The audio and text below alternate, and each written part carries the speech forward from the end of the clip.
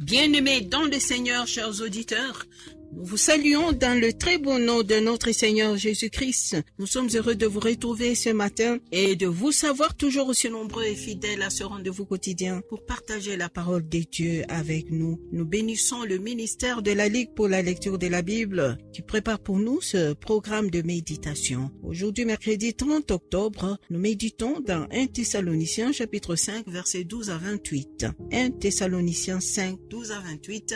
Nous prions avec Papa Dani Moubeno avant de lire ce texte. Seigneur notre Dieu, nous reconnaissons que dans ce monde, il y a des trésors, mais qui sont éphémères. L'or, l'argent et tout ce que nous pouvons avoir comme bien, oui, un jour disparaîtra. Mais ta parole, Seigneur, est le trésor éternel, oui, qui demeure. Ta parole, Seigneur, demeure. Tout passera, mais ta parole demeure et demeurera jusqu'à la fin. Voilà pourquoi, Seigneur, nous voulons, oui, être dans ta parole, que cette parole habite en nous, afin que nous puissions demeurer avec elle et avec toi, oui, éternellement.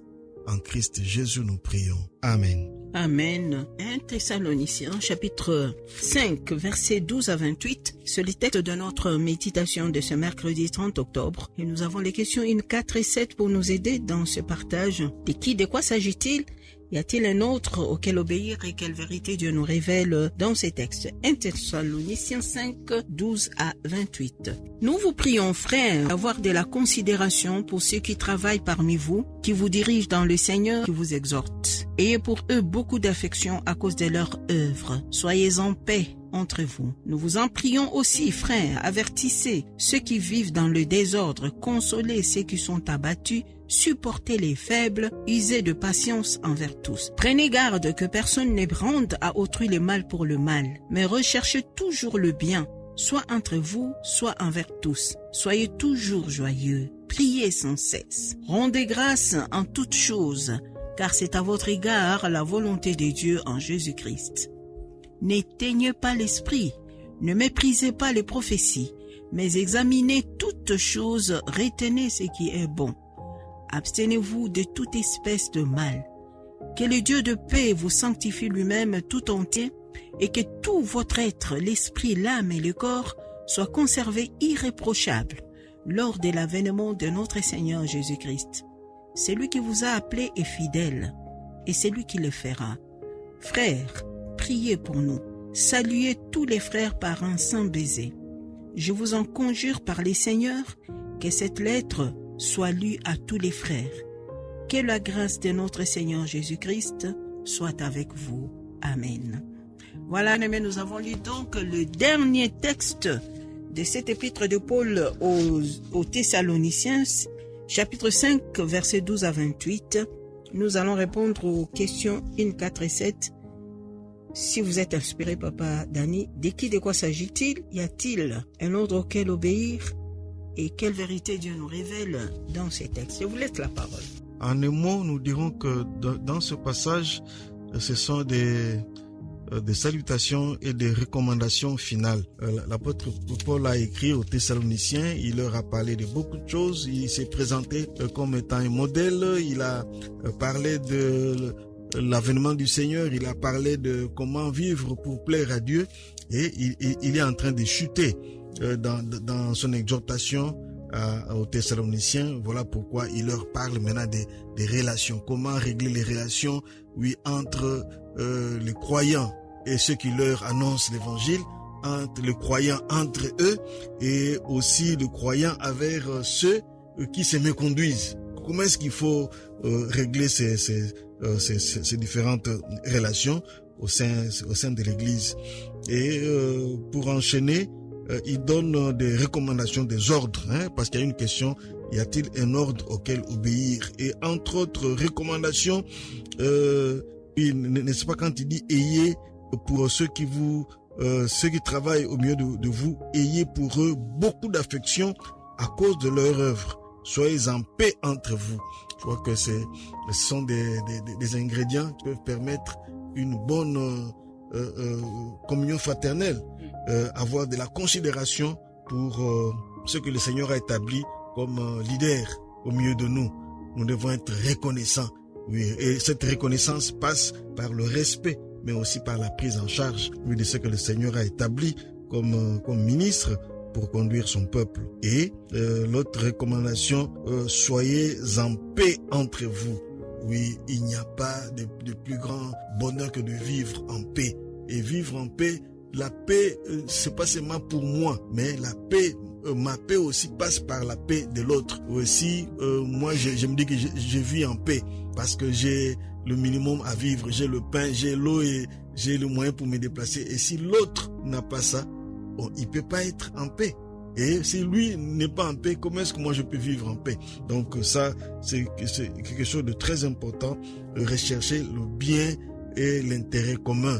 Et cela doit primer. Quand nous nous préoccupons les uns des autres, alors nous allons vivre une très bonne paix et une bonne communion fraternelle. Et toutes ces recommandations, bien aimées, nous pouvons vous encourager à lire et relire pour le mettre en pratique. Ce sont des choses très pratiques dont nous devons nous souvenir chaque jour. Mais je vais m'arrêter particulièrement sur le verset 16. Soyez toujours joyeux. J'aimerais souligner, bien aimé, que c'est lui qui nous écrit là, Paul. C'est un chrétien, un missionnaire persécuté qui vit toutes sortes de tribulations. Et ceux à qui il écrit, c'est des Thessaloniciens, nous l'avons vu ici, ils ont reçu le Seigneur au milieu de beaucoup de tribulations. Et c'est à ces personnes-là qu'il dit, soyez toujours joyeux. Alors je m'adresse à mes frères chrétiens congolais, soyez toujours joyeux. La pluie tombe, fait beaucoup de dégâts, soyez toujours joyeux. Il y a le banditisme, les koulouna dans nos quartiers, soyez toujours joyeux. Les prix des denrées alimentaires montent, la vie devient de plus en plus difficile. Soyez toujours joyeux. Soyons joyeux, c'est l'ordre qui nous est donné là. Et quand nous examinons ces choses, vous savez, je veux lier ça avec n'éteignez pas le Saint-Esprit. Vous savez, qu'est-ce qui éteint l'esprit? Les péchés non confessés, ça éteint le Saint-Esprit. Le chagrin, la tristesse, les soucis, ça éteint le Saint-Esprit. Une façon de maintenir la flamme de l'esprit, c'est d'être joyeux même au milieu des difficultés. Être joyeux, c'est une façon de reconnaître que Dieu est avec moi, qu'il prend soin de moi et qu'il va s'occuper de tous mes problèmes. Et cela permet aussi au Saint-Esprit maintenant de ne pas être éteint. Et le Saint-Esprit peut nous parler, peut nous conduire, peut nous aider dans nos difficultés. Alors, soyons joyeux. Vous avez perdu un être cher. Bien-aimés, c'est dur. Nous disons que Dieu vous console et qu'il ramène la joie dans votre cœur. Soyons toujours joyeux. Et il y a ces versets, c'est dans l'Ancien Testament, c'est un passage que les ligueurs connaissent. La joie du Seigneur est notre force. La joie du Seigneur est notre force. Et réjouissons-nous dans le Seigneur. Je le répète, réjouissez-vous. Et l'apôtre Paul, un homme qui vit des persécutions, pourtant, il nous a beaucoup parlé des joies. Suivons son exemple, soyons joyeux malgré tout ce que nous vivons.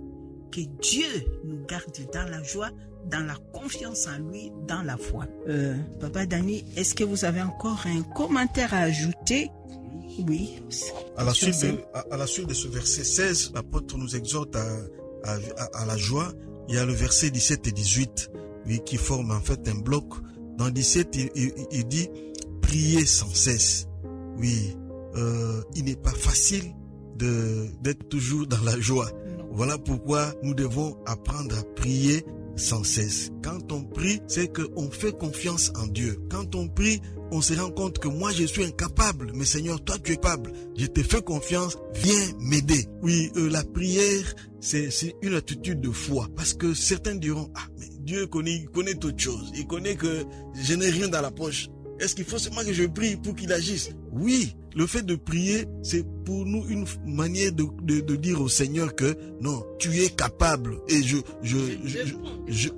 dépends, je compte sur toi, viens intervenir. Et enfin, au verset 18, on nous dit, rendez grâce à Dieu pour toutes choses. Le fait de rendre grâce, c'est de remercier Dieu, comme vous l'avez dit, pour des bons et pour des mauvais, pour des bonnes et pour des mauvaises choses qui peuvent nous arriver. Dieu connaît le pourquoi. Voilà pourquoi, quand nous lui rendons grâce, nous disons, Seigneur, oui, tu es souverain dans tout ce que tu fais, même si aujourd'hui je ne comprends pas, mais je te fais confiance, je te rends grâce parce que tu es souverain et ta volonté va primer sur toutes nos volontés individuelles. Voilà. Ne méprisez pas les prophéties, mais examinez toutes choses, retenez ce qui est bon. C'est très important. Il y a beaucoup de prophètes aujourd'hui, il y en a des bons et des mauvais, mais soyons capables d'examiner pour reconnaître les bonnes prophéties. Nous lisons le commentaire du lecteur. Une vie irréprochable. Dans l'attente du retour de Jésus-Christ, les chrétiens sont appelés à mettre en pratique les instructions reçues pour une chrétienne en communauté, envers les dirigeants. La considération et l'affection que l'on manifeste envers les dirigeants spirituels permettent à ces derniers de bien remplir leurs tâches. Toutefois, ils doivent être conscients de leurs responsabilités devant les âmes dont ils ont la charge. Est-ce que chacun, dirigeant ou fidèle, joue bien son rôle de nos jours? Dois-tu changer ou améliorer en ce qui te concerne, envers les uns et les autres? Chaque membre du corps de Christ doit bénéficier de l'assistance spirituelle, morale et matérielle des autres. L'égoïsme, l'indifférence, l'intense et la vengeance, qui sont les ennemis de la vie communautaire, sont à bannir parmi les enfants de Dieu. Est-ce que cette sensibilité qui prévaut dans ton assemblée ou groupe? Le Saint-Esprit et les dons spirituels doivent s'exercer au milieu du peuple de Dieu. C'est la preuve de la présence de Dieu et de son approbation. Cependant, il nous faut agir avec respect, sagesse et discernement à l'égard des dons spirituels. Celui qui nous a rachetés exige de nous une sainteté de vie. Demandons au Seigneur qui est fidèle de nous conserver purs pour le grand rendez-vous, le retour de Jésus. Que notre amour fraternel s'exprime par le soutien réciproque dans la prière et le maintien des liens de paix par la grâce de Dieu. Et nous prions, Seigneur, aide-nous à mener ainsi une vie de sanctification afin que nous soyons prêts pour ton retour. Au nom de Jésus, Amen. Amen.